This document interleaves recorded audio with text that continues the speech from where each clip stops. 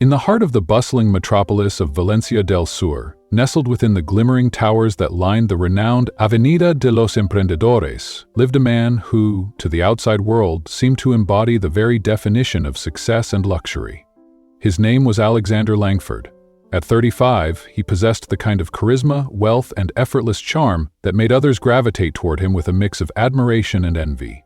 His life, to most, appeared to have been crafted by the hands of fate itself. An intricate blend of fortune, power, and complete autonomy. Alexander had inherited a vast fortune from his aristocratic English lineage, wealth that traced its origins back through generations of nobility, land, and strategic investments. But he had little interest in the legacy for its own sake. Rather, he saw it as a key to freedom. He had chosen to uproot from the stiff formality of London and settle in Brazil, seeking the energy and unpredictability of a new world. From there, he established an empire, with roots in finance, real estate, and luxury imports, all meticulously managed from the top floors of a glass fortress overlooking the city. But Alexander's real passion was not the grind of business, it was life itself, the vibrant, spontaneous, unanchored version of it that most people only dreamed of living. He thrived in the excesses that his wealth permitted. His calendar was filled not with board meetings or investor calls, but with jet-setting to exotic locales, attending gala dinners under chandeliers of crystal, and dancing in exclusive parties where music pulsed until dawn. He moved through life like a man immune to the ordinary, sipping champagne as though it were water and charming strangers with stories from far-off lands. He laughed easily and loudly, his smile infectious, his demeanor polished and aloof. He lived for the present moment, detaching himself from any emotion that hinted at permanence or vulnerability. To the world, he projected a man who needed nothing and no one. He seemed to be the very embodiment of self-sufficiency, of freedom from the constraints of love, attachment, or regret.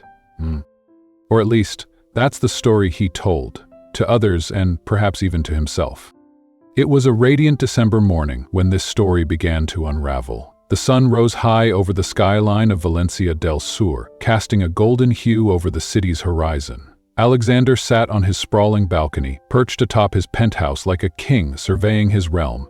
A slight breeze played with the folds of his linen shirt as he flipped lazily through a glossy travel magazine, his sunglasses obscuring any true hint of emotion from his face. "Mr. Langford," came a gentle voice from behind. One of his assistants, impeccably dressed and always poised, placed a tray of breakfast before him with the practiced grace of someone used to high standards. "Your itinerary for St. Moritz has been confirmed. Departure on Christmas Eve, as you prefer. Would you like me to go over the accommodation details?" Alexander gave a distracted nod, his fingers still idly turning the pages. "St. Moritz again," he murmured, almost to himself. "Where else would I be?" It was a tradition by now, one that he and his lifelong friend Julian had upheld for over a decade. While the rest of the world wrapped itself in holiday sentiment and the mess of family gatherings, Alexander and Julian escaped to snow, to luxury, and to each other's company, which was the only kind Alexander ever truly tolerated for more than a few hours. Christmas to Alexander was a charade, a glittering facade that people put on once a year to feel better about themselves. He despised it. The gift exchanges, the empty declarations of affection, the forced reunions. To him, it was all theater. He preferred the distraction of glittering parties with overflowing liquor, faceless guests, and no expectations. Julian knew this about him, understood it in the way only someone who had seen Alexander's real self could, and that was why, year after year, they retreated together to a chalet high in the mountains, where the snow blanketed the world and muted all the noise. Julian wasn't just a friend. He was more like a brother, the only constant in Alexander's otherwise transient world. They had shared more than just adventures and private jets. They had shared a silent pact, one that rejected emotional entanglement in favor of experience, indulgence, and the carefully maintained illusion of control. And yet, something was different this year. Alexander had sensed it even before Julian's voice came through the phone with an uncharacteristic tone. The message was simple, yet it shattered something deep within the carefully fortified walls of Alexander's soul. "Alex, I need to talk to you about St. Moritz," Julian had said, his voice uncertain. Alexander had laughed, that familiar dismissive laugh that tried to mask every crack. "What's there to talk about? It's our tradition. Don't tell me you're bailing out." There was a pause. Too long. Then Julian spoke again. "I've met someone." Alexander blinked. The silence that followed was heavier than any snowfall he'd ever witnessed. "Someone?" he repeated, not fully grasping the weight of the statement. "Yeah," Julian said softly, "and I think I'm going to spend Christmas with her. I'm in love, Alex." It hit him like thunder. "Love?" Alexander's voice carried a bitter, sarcastic edge. "Since when did you become one of them?" Julian didn't laugh. He didn't even try to soften the blow. "Maybe I did," he said, his voice unwavering now. "But for the first time in a long while, I feel like I'm where I'm supposed to be." The call ended. Alexander remained seated on his balcony, staring blankly at the city that stretched endlessly before him. The phone was still in his hand, but his world had already shifted. Something inside him twisted. Anger, disbelief, confusion. But above all, a sense of abandonment he wasn't ready to name. Julian, of all people. The one who promised to never fall for the illusions they mocked in others. Alexander tried to maintain composure in the following days, but the absence weighed heavier with each passing hour. He called other friends, inviting them to replace Julian on the trip, but each one had already made commitments. Family dinners, reunions, traditions. The very things Alexander had always mocked suddenly seemed to form an impenetrable wall between him and the world. With every polite rejection, a subtle emptiness bloomed.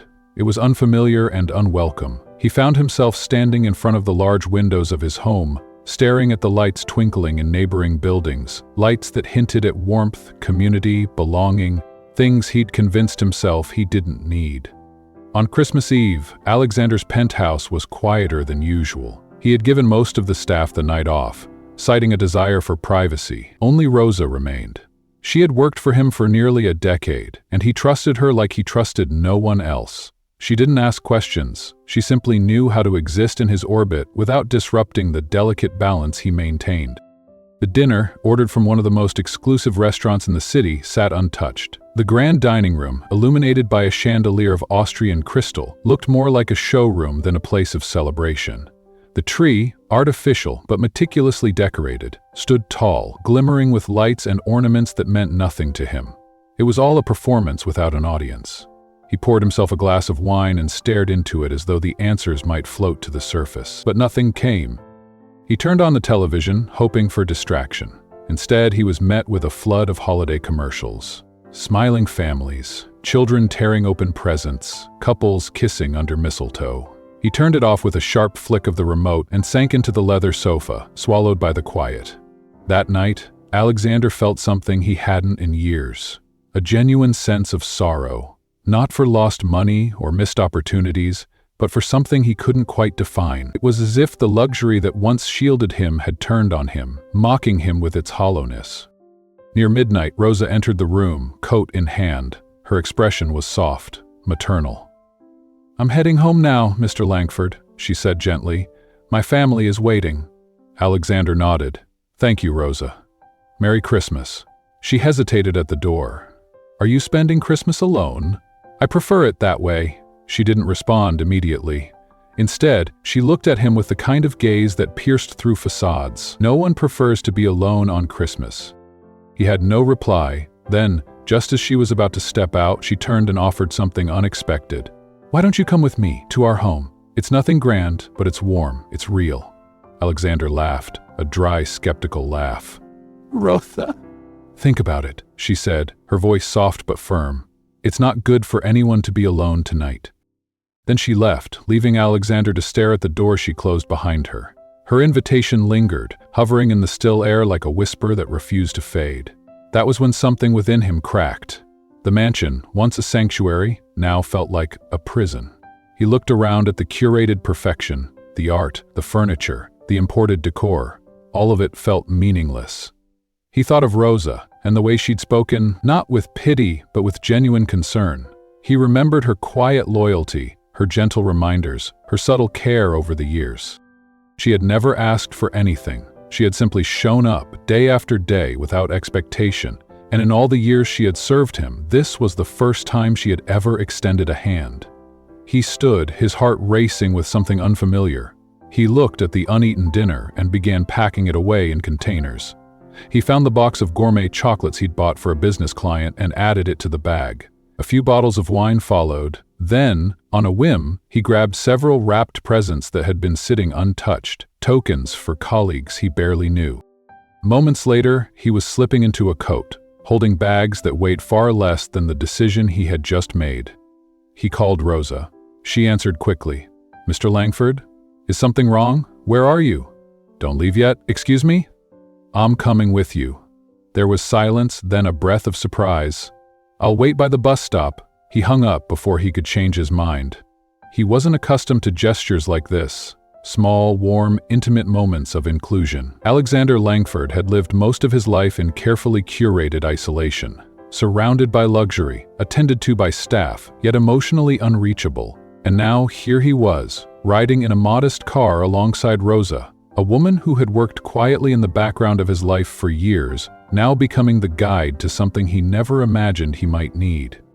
There was a strange comfort in the silence that stretched between them during the drive. No forced conversation, no awkward filler, just the low hum of the engine, the faint notes of a Christmas melody playing from a radio station, and the occasional flicker of lights from passing homes.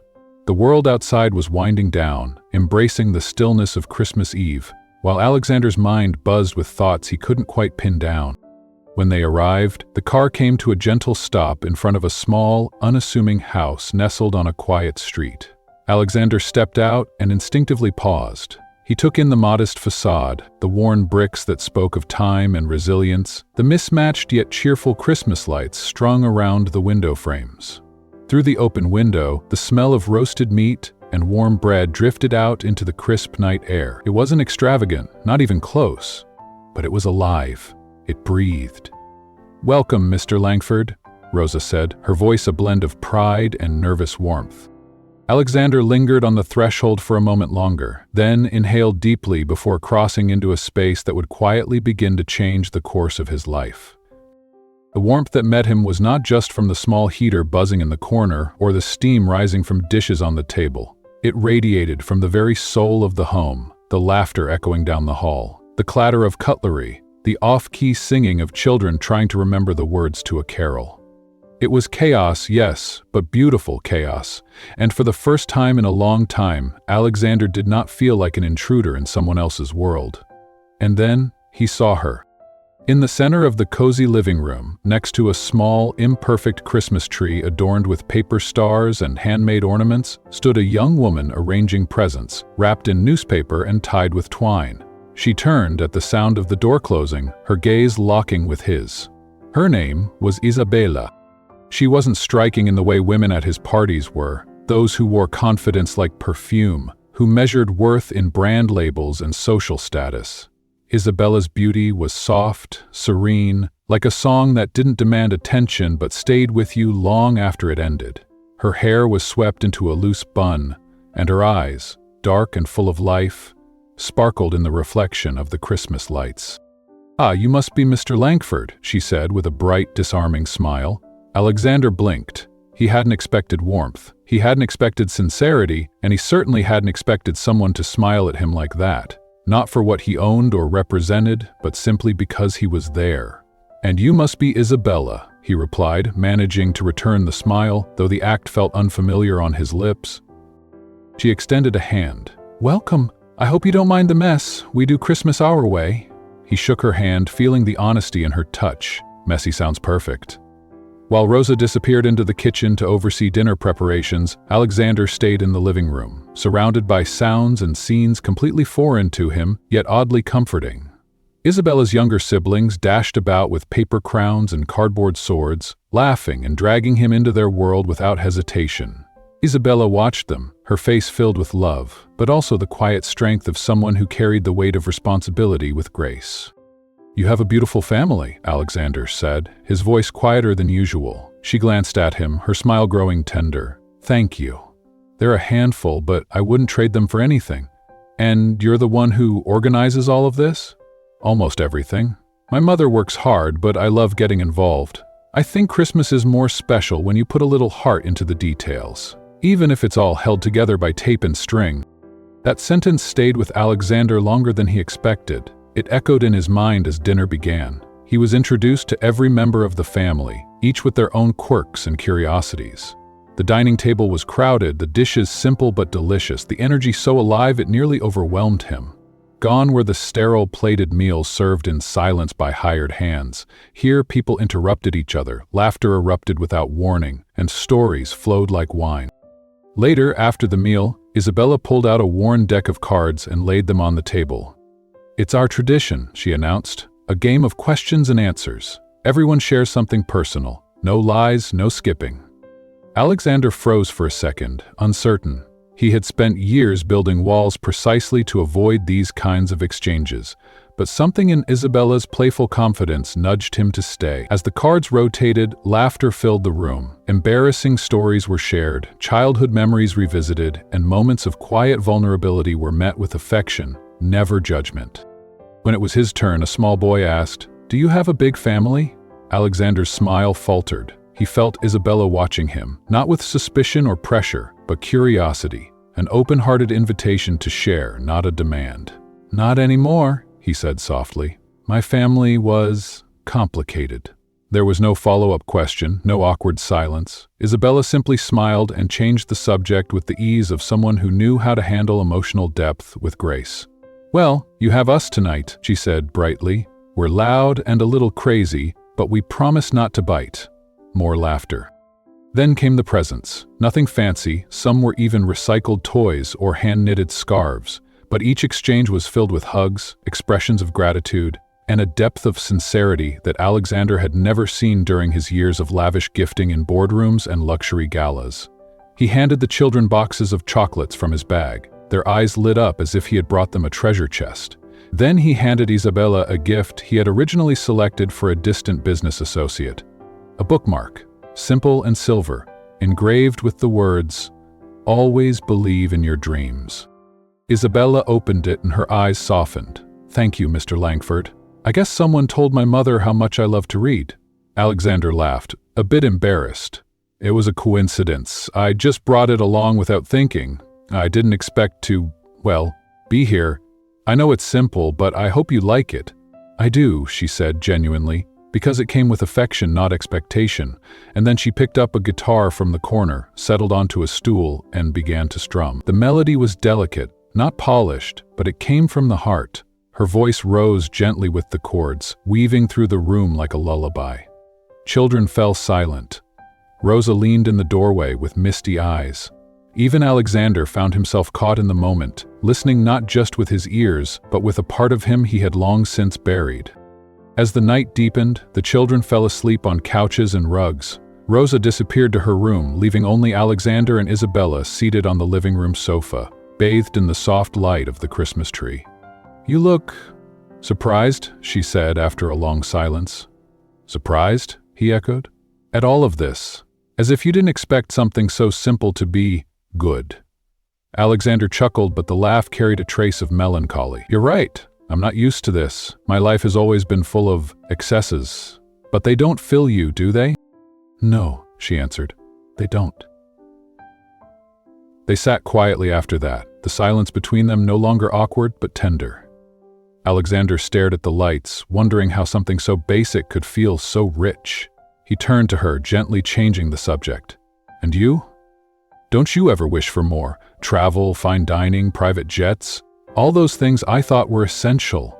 Isabela shrugged. "I have what I need, my family, my dreams, my belief that good things come to those who look for them." And just like that, Alexander fell silent again, struck by the sincerity of her words. For the first time in as long as he could remember, he felt something warm, unfamiliar, peace. Hours slipped by unnoticed. They talked about everything. Isabela's dream of becoming a teacher, her memories of growing up in a neighborhood that had taught her more about strength and comfort. Alexander shared stories of places he'd visited, experiences he'd collected like souvenirs. But for the first time, he spoke without embellishment, without bravado. He shared his truths. "My parents," he confessed, "weren't affectionate. My father was a businessman. My mother, absent, even when she was present. When they died, I didn't feel grief, I felt relief." "That says everything, doesn't it?" Isabela nodded gently, not intruding with words, but letting her eyes hold his pain. "And you?" he asked, needing the balance. "Were you always this optimistic?" "No," she said with a small laugh, "but I learned to be. We didn't have much, but my mom, Rosa, she made us feel like we had the world." Alexander looked at her, genuinely moved. "You're special. That's obvious." She looked down, a blush coloring her cheeks. The silence returned, this time pulsing with something neither of them could define. Affection? Connection? Perhaps the early stages of something more. Eventually, Isabela yawned, glancing at the soft light breaking through the curtains. "It's already morning." "I don't think I'd let you sleep if it were up to me," Alexander said, moving closer. She stood, brushing her blouse gently. "I need rest. We still have to organize lunch. My mom will never forgive me if I fall asleep at the table." Alexander stood too, reluctant. "Isabela," he began, "I know this is sudden, but would you have dinner with me tomorrow, just the two of us? I'd like to talk more." Isabela looked surprised, but pleased. "I'll think about it," she said teasingly. "Let's see how the day goes." "I'll take that as a yes," he said, though his voice betrayed a sliver of nervous hope. She smiled and disappeared into the corridor. Alexander sat down again, watching the tree as the sunrise chased away the fairy lights. Something in him had shifted, and he couldn't pretend otherwise. Later that evening, after the lunch at Rosa's had ended and goodbyes were exchanged, Isabela finally agreed to the dinner. Alexander took her to a restaurant he'd found in a quiet corner of the neighborhood. It was nothing like the exclusive places he normally visited, no velvet ropes or five-star menus, but it was warm, intimate, and perfect. "This feels strange," Isabela said, sitting across from him. "Why?" "Because you don't seem like someone who'd feel comfortable somewhere this ordinary." Alexander raised an eyebrow. "Maybe you don't know me that well." "Maybe I don't," she said, her smile tugging at the corners of his soul. And once again, the conversation flowed. Naturally, beautifully. Isabela's voice flowed with quiet hope as she spoke of her future. They were sitting across from each other in that small neighborhood restaurant, sipping warm tea after dinner, surrounded by candlelight and the occasional hum of distant traffic. Her dream was to finish college, to teach in underserved communities where children rarely had access to quality education, let alone someone who truly believed in them. She spoke of changing lives not through grand gestures but by showing up, by listening, by nurturing curiosity where there had once only been silence. Alexander Langford sat with his arms folded loosely in front of him, his posture uncharacteristically relaxed. He watched her closely, absorbing every word. For years he had listened to conversations that revolved around investments, luxury properties, and shareholder value. No one had spoken to him like this. Not about purpose. Not about dreams that didn't come with a price tag. "And you?" Isabela asked after a while, gently shifting the focus. "What's your dream, Alexander?" The question caught him off guard. He chuckled, but it was a hollow, melancholy sound, one that seemed to echo through more than just the quiet restaurant. "I don't know if I have one," he admitted, looking down at the table for a moment. "I've spent so much time chasing things I thought I wanted, things that looked impressive on the outside. I never stopped to think about what really matters. Maybe it's time to find out," Isabela said simply, her gaze unwavering. That sentence, so unassuming yet deeply rooted in clarity, stayed with Alexander long after the dinner ended. As he drove her home, the street lamps painting long shadows across the pavement, he couldn't bring himself to leave immediately. He remained seated in the car outside Rosa's home for several minutes after Isabela had gone inside, lost in thought. Something about the evening, about her, had stirred something in him. He wasn't used to being moved by another person's words, but tonight something had cracked open inside him, a realization, perhaps, that all his life he had been trying to fill an emptiness he barely acknowledged. No amount of first-class travel, no high-rise penthouse, no six-figure watch had ever eased it. Isabela had with nothing more than honesty and kindness. He returned to his mansion that night, walking through the gleaming corridors with marble floors and curated lighting. The Christmas tree still stood in the corner of the living room, its lights blinking slowly, casting a soft glow over the otherwise sterile space. But the emptiness that had once defined this place felt different now. Not gone, but disturbed, like something was finally shifting. He stood silently, watching the tree, his mind wandering to Isabela's words, her laughter, the way she looked at the world as if it still held magic. Something was changing, and he didn't know where it would lead, but for the first time in years, Alexander wanted to find out. The days that followed felt like a quiet awakening. He began visiting Rosa's home more often.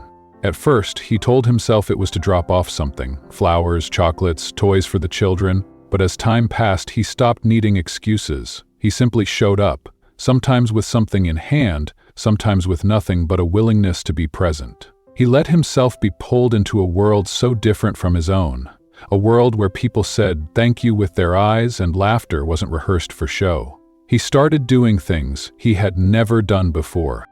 Washing dishes after dinner, carrying grocery bags from the local market, sitting on the floor playing card games with the kids, losing every time and loving it. These acts, so small and unremarkable, became precious. They stripped away the layers he had once wrapped around himself like armor. He couldn't deny it. He came for her. Isabela. Her presence was like a quiet current guiding him toward something better. He found himself watching her when she wasn't looking, noticing the way she tied her hair when she was focused, how she always hummed while chopping vegetables, how she paused to kneel and speak to children on their level. There was nothing performative about her. She didn't try to impress. She simply lived, deeply, truthfully. One evening, back at his own mansion, Rosa was setting the table for dinner. She moved with her usual grace, but her expression was thoughtful, as if something had been weighing on her mind. "Mr. Langford," she said, breaking the silence, "you've been spending a lot of time at our house lately." Alexander glanced up from the decanter he was pouring from, offering a small, almost sheepish smile. "Maybe I've discovered that I like it there better than here." Rosa set the last plate down and looked at him, her eyes kind but laced with concern. The kind of concern a mother feels when something precious might be at risk. "And Isabela?" she asked gently. "You know she has a very pure heart, Mr. Langford. I just hope you'll be careful with it." Alexander didn't flinch. He knew exactly what she meant. His past, his reputation was no secret. He was known for parties, fleeting relationships, and a lifestyle that had no room for commitment. But what Rosa didn't yet know was that he had already begun to change. "Rosa," he said slowly, sincerity tightening his throat, "I don't know what this is yet, but I do know one thing. I would never hurt your daughter. Not ever." From that day on, Alexander's presence in their home became natural, expected. He was no longer the guest, he was a participant. He helped fix a broken chair in the backyard. He walked the younger kids to school once. He even attended church with Rosa one Sunday, sitting quietly in the back pew, his hands clasped, not praying exactly, but listening, trying to understand this world where people found peace in faith and community. Isabela noticed the changes, though she tried not to let on. One evening, as they sat beneath the stars in the backyard, she looked at him, her eyes filled with a mixture of affection and curiosity. "You don't look like the man I met on Christmas Eve," she said playfully. Alexander raised an eyebrow, a smirk playing on his lips. "Is that a good thing or a bad thing?" Interesting," she teased. "Interesting." He leaned forward, intrigued. "That sounds dangerously close to needs improvement." She laughed, but the laughter faded quickly into something more serious. "What made you change, Alexander?" He paused, the air growing still. "You," he said softly. "You and your family. You showed me something I didn't even know I was missing. A real home." Isabela didn't speak, but her heart pounded. She was falling for him. She knew it. But she also knew that love wasn't a fairy tale. It could hurt, and Alexander, he still had pieces of his past clinging to him like shadows. Rosa, ever perceptive, had also sensed this. One night, as Isabela was putting away the dishes, Rosa approached her with a cautious voice. "Isabela," she said gently, "can I ask you something?" "Of course, Mama, what is it?" "You and Mr. Langford, are you serious?" Isabela hesitated, her fingers resting on the edge of a plate. "I don't know," she whispered. "He's different. He makes me feel things I've never felt, but you're afraid." Rosa finished for her. Isabela nodded. "He comes from another world, Mama. Sometimes I wonder if those differences will tear us apart." Rosa placed a hand on her daughter's shoulder, her face lined with worry and love. I just want you to be happy. But men like him, they can complicate everything. Just promise me you'll protect your heart." Isabela said nothing, but those words stayed with her like a distant echo, even as her feelings deepened. A few days later, Alexander arrived earlier than usual, holding a bouquet of wildflowers. The scent was subtle, fresh, real. Isabela blushed when she saw him. She never quite got used to how intensely he looked at her, how his presence filled the room without trying. They took a walk through the neighborhood. The sun was setting, bathing the sidewalks in amber light. They talked about small things, books, childhood memories, favorite foods. But underneath it all, something unsaid stirred. When they reached a quiet square, Alexander stopped. He turned to her, his expression unusually serious. "Isabela," he said, his voice lower now, intimate. "I need to tell you something." She turned to him, lips parted. "Say it. Since I met you, everything in my life has changed. You make me want to be better, to be someone who's worthy of the life you live, of the way you see the world." Tears shimmered in her eyes. She couldn't speak. He stepped forward slowly, closing the space between them. And then, gently, he kissed her. It wasn't rushed, it wasn't dramatic. It was soft, careful, but filled with all the emotion he had never known how to express. When they pulled apart, Isabela looked at him and knew something had shifted permanently. That night, Rosa noticed that Alexander had truly begun to transform. He no longer attended high society parties. He stopped returning the calls of his usual companions. Instead, he donated toys to local shelters, spent time with neighborhood kids, and even began volunteering with a charity for street children. One day, Rosa walked into the room to find him bent over the kitchen table, helping her youngest son with math homework. She paused, overcome by a mix of hope and disbelief. "You look different, Mr. Langford," she said, smiling. "How different?" he asked with a grin. "More human?" She laughed, and he didn't need to answer. They both knew it was true. But change doesn't happen without friction. One evening, while he and Isabela were curled up on the couch, Alexander's phone rang. It was David, his old friend, the one who used to share his world of extravagance and detachment. David was calling to invite him to a New Year's party. Alexander declined immediately, but Isabela noticed the hesitation in his voice. "Do you miss it?" she asked later, quietly. "Your old life?" Alexander said nothing. He changed the subject and soon excused himself to go home. The next morning, he sat alone in his mansion's living room, reading a book Isabela had recommended. For once, he felt no pull toward the noise of his former life. But then the phone rang again. "David," Alexander hesitated, then answered. "David," Alexander, came the reply, full of frustration. "No, it's over. With Mariana. It didn't work. She was great, but it wasn't enough. Nothing compares to Aspen. You were right." There was a pause. "I was thinking, let's do it. Aspen, New Year's Eve, just us. Like old times. Parties, women, no drama." Alexander closed his eyes. The past was reaching for him. "I'm not going, David." Silence. "You're joking, right?" "I'm not. My life's different now. Since Christmas Eve, everything's changed. I'm not that man anymore." More silence. Then David's voice, sharp with disbelief. "What do you mean? Changed? Because of what? A maid's daughter?" Alexander's silence was deafening. "Oh my God," David said, incredulous. "It's true. Do you have any idea what you're doing?" David's voice, sharp and filled with condescension, pierced the calm of the mansion like a jagged knife through silk. "These women, they know how to play the game. You think this is love? Of course she's using you. This is a scam, and you're falling for it, Alexander." Unbeknownst to either man, Rosa had returned to the kitchen for a jar of spices left in the cabinet just near the living room.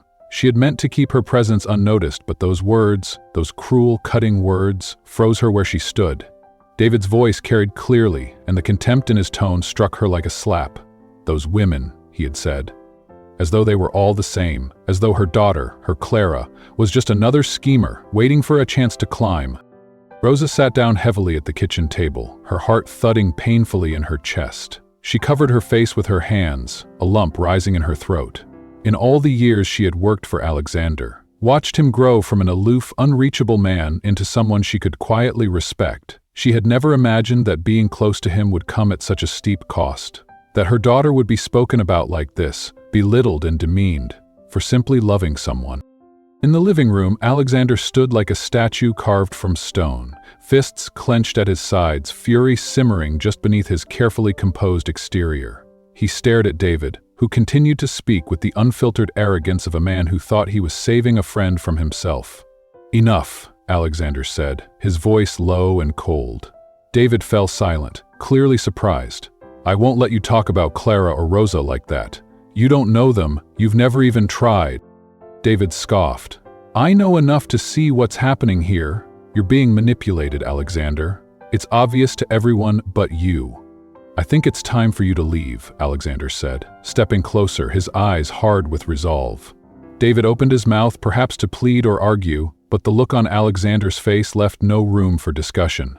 With a frustrated shake of the head, David grabbed his coat and stalked toward the door. "You're making a mistake," he muttered as he walked out. "And when you realize it, it'll be too late." The door slammed behind him. Silence fell over the mansion once more, but it wasn't the peaceful kind. It was thick, heavy with the tension of what had just happened. Alexander let out a long breath and turned toward the kitchen. Rosa sat quietly, her hands folded in her lap, her eyes rimmed with red. Alexander approached slowly and sat beside her. "You heard, didn't you?" he asked gently. She nodded, not meeting his gaze. "Rosa," he said, placing his hand over hers, "I would never hurt Clara. Never. She's the best thing that's ever happened to me." Rosa finally looked up. Her voice was barely a whisper. "But what if he's right? What if this world of yours, what if it swallows her whole? You come from a place of power and privilege. People will talk. They already are." "I understand," Alexander replied, his voice full of emotion. "And you're right to worry. But I need you to trust me. I'm not playing with her heart. For the first time in my life, I feel like I'm exactly where I'm supposed to be. Here, with Clara, with you." Rosette searched his eyes, looking for the truth, and she saw it. It was there, shining through the man who had once been untouchable. He was different now. She nodded slowly, but the worry didn't vanish completely. She stood and returned to her tasks while Alexander lingered, staring out the kitchen window at the city below. He knew the fight wasn't over. He would have to earn their trust, over and over again. Not just Rosa's, not just Clara's, but the world's. That night, the house felt emptier than ever. Rosa had left early. Clara, having sensed her mother's emotional distance, had messaged Alexander, concern written plainly in her words. "Is everything okay? My mom seemed distant." Alexander stared at the message for several minutes before replying. "Yes, it's all right. We'll talk tomorrow." He couldn't bring himself to explain everything. Not yet. Not through text. Clara deserved honesty, but she also deserved it face to face. The next morning, he left early. He picked up fresh bread, pastries, and Clara's favorite strawberry preserves from a small bakery he had discovered during his recent walks in the neighborhood.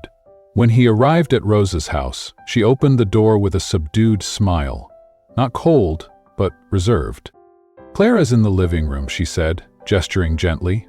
Clara looked up from her book as he entered, her face lighting up. She stood and hugged him, her arms wrapping tightly around him. "You're early. I needed to see you," Alexander replied, holding her longer than usual. There was something in his tone that made her pause. She pulled him to sit beside her on the sofa. "What's going on?" Alexander took a deep breath. "Yesterday, David came to my house. He said some things that weren't kind. He suggested that you and your mother had bad intentions, that all of this is some kind of manipulation." Clara froze. She stood up, pacing, her expression shifting from confusion to hurt. "And you?" she asked, her voice trembling. "What do you think?" "I think he's wrong," Alexander said immediately. "I trust you more than I've ever trusted anyone. But I wanted you to know, because these things, they have a way of spreading." Clara sat beside him again, her eyes glassy. "Do you know what hurts the most? Not what he said, but the fact that because of who you are, because of your world, I'll always have to prove that I'm good enough, that what I feel for you is real." "You don't have to prove anything to anyone," Alexander said, gripping her hands. "Not to David, not to society, and definitely not to me. I know who you are, Clara. I see you." She smiled through her tears. "It's hard, Alexander, but I want to face it with you." Rosa in the kitchen had heard it all. The walls were thin and the house small. Clara's words cut deep. Rosa knew her daughter, knew the honesty in her heart, but she also knew how unforgiving the world could be. She had faced that cruelty herself. Doors slammed in her face because she was poor, because she was a woman, because she raised a child alone. She had endured humiliation without complaint, but the thought of Clara enduring the same, especially in the spotlight of Alexander's world, frightened her. When Alexander entered the kitchen a few minutes later, Rosa tried to appear composed, but he saw the shadows in her eyes. "Rosa," he said softly, "I'll never hurt her, not ever." She exhaled deeply, her voice catching. "Mr. Alexander, it's not just you, it's what you represent. I'm afraid that Clara's love for you will place her in a world that will try to break her." "I understand," he said, "but she's given my life meaning I never thought I'd find. She's changed me." "Change needs to come from within," Rosa replied. "If it's real, she'll feel it." He nodded. The next day, New Year's Eve, was vibrant with anticipation. Alexander spent the entire day helping Rosa prepare for the celebration. He peeled vegetables, carried water, cleaned dishes, every gesture done quietly, without seeking recognition. His presence had become a part of their lives. They celebrated together. At midnight, surrounded by fireworks and laughter, Alexander held Clara in his arms and whispered, "This is all I want. You." But just as their world began to bloom, cracks started to form. David, still bitter and feeling betrayed, had shared the story with mutual acquaintances. The gossip spread quickly, and soon an article appeared on a tabloid website. "Billionaire bachelor falls for Maid's daughter, romance or social climb." The comments were brutal. "She's a gold digger. She probably planned this for years. He'll be bored of her by February." Clara saw it all. Rosa said nothing, but her silence was heavy with sorrow. Alexander was furious, but more than that, he was afraid. Not for himself, but for Clara. She had given him her trust, and now the world was tearing her apart. That night, he couldn't sleep. He paced his office, rereading the headlines, the comments, the photos that had been taken without their consent. Then, he made a decision. He picked up his phone and pressed record. "Good evening," he began, his voice steady but emotional. "I'm Alexander Langford, and this is a message I never imagined I would need to make." He looked into the lens as if looking into the soul of everyone watching. "There's been a lot said about me and Clara, the woman I love, but I want you to hear the truth." He recounted the night he met her, how he had been alone, broken, how Rosa had offered kindness, how, in that modest home, he had found what no amount of money had ever given him: belonging. "Clara isn't with me because she wants anything. She's with me because we love each other. She reminded me of what life is about, and I will not let gossip or hate destroy that." His voice broke slightly near the end, but he finished with strength. "If you've ever loved someone, I ask you to share this. Love is rare, it's precious, and it deserves to be protected." He uploaded the video. He expected backlash, maybe a few words of support, but by morning, the internet had exploded. The video went viral, shared millions of times across platforms. People from every walk of life commented with love and empathy. "Everyone deserves love like this. Prejudice has no place in our world. She's not a maid. She's a queen." Clara, waking up to her phone vibrating non-stop, opened the video and watched in awe. Tears poured down her face. Rosa watched too, silent but moved. And in that moment, for the first time, she truly saw Alexander. Not the billionaire, not the boss, but the man who loved her daughter enough to fight the world. The days that followed Alexander Langford's emotional public video were nothing short of extraordinary. What had begun as a storm of cruelty and invasive speculation had slowly transformed into something neither he nor Isabela could have predicted. A tide of support, understanding, and love that grew stronger with every hour. The suspicious glances they once received in the streets, furtive whispers behind cupped hands and narrowed eyes filled with judgment, began to soften. And then, one by one, those stares shifted into something different. Smiles, nods of acknowledgments, even applause from strangers who stopped Alexander at the market or while he walked with Isabela through their modest neighborhood. His words, so vulnerable and stripped of ego, had resonated with people across every walk of life. It wasn't just about scandal anymore. It had become a symbol of something greater. of love that transcended class, wealth, and status, of courage in the face of public scrutiny, of vulnerability in a man once known for indifference. But the real transformation wasn't digital. It wasn't in the number of views or shares or articles written. It was happening quietly, in the details of Alexander's life. He sold the towering penthouse he once called home, a sprawling, icy fortress of glass and marble that had always felt more like a luxury museum than a place of warmth. For years, it had been his refuge and his prison, a monument to the life he thought he was supposed to want. Now, he knew better. He bought a smaller apartment in a vibrant, humming district of Valencia del Sur, where the streets were alive with children's laughter and the scent of fresh bread spilled from open bakeries in the morning. It was a place with character, flaws, and most importantly, life. The walls of the new apartment were filled with photographs, books, and laughter. It was a home, not a statement. And Rosa, faithful, loving Rosa, chose to stay with them, continuing to help around the apartment, though her role had become something more maternal than professional. It was her choice. She insisted. She said she liked looking after them, watching over the home that was now also hers.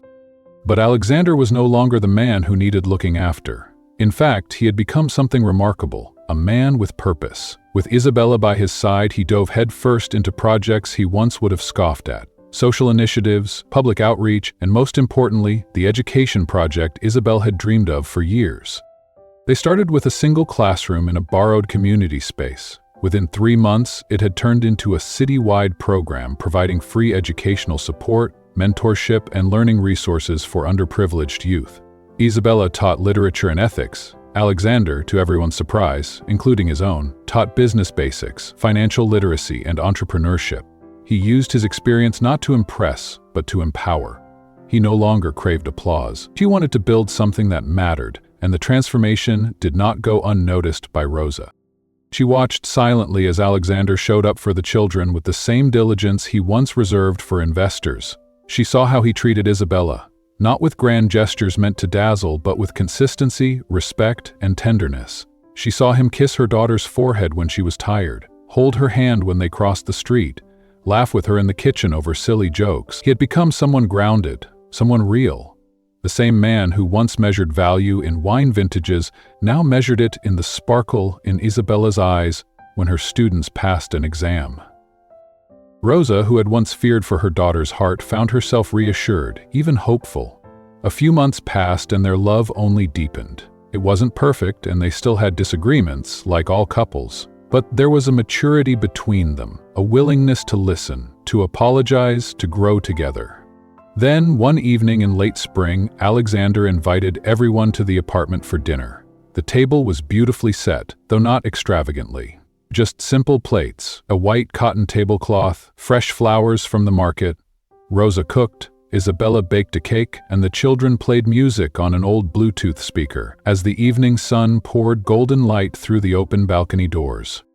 After dinner, with everyone full and glowing with joy, Alexander stood. He cleared his throat and tapped his glass with a spoon. "May I have a moment?" he said, looking toward Isabela, who was laughing at something her youngest cousin had just said. She turned to him, curious. Alexander's voice softened. "A few months ago, I was lost," he began, his eyes fixed only on her. "I thought I had everything. The world looked at me and saw success, but inside I was empty, lonely." He took a breath, steadying himself. "And then I met you, Isabela, and everything changed." He reached into his pocket and knelt. Gasps echoed around the room. Isabela brought her hands to her mouth, her eyes widening in disbelief. "You showed me what love is," he continued, "what family means. You showed me what happiness really looks like, not the kind you buy, the kind you build, with kindness, patience, laughter, and tears." He opened the box. A simple, elegant ring sparkled under the lights. "Will you spend the rest of your life with me?" Tears spilled freely down Isabela's cheeks as she nodded, her voice caught in her throat. "Yes," she finally managed to whisper. The room exploded in applause, laughter mixed with joyful tears. Even Rosa, who tried to remain composed in the corner, let out a heartfelt sob, quickly covering her mouth with her apron.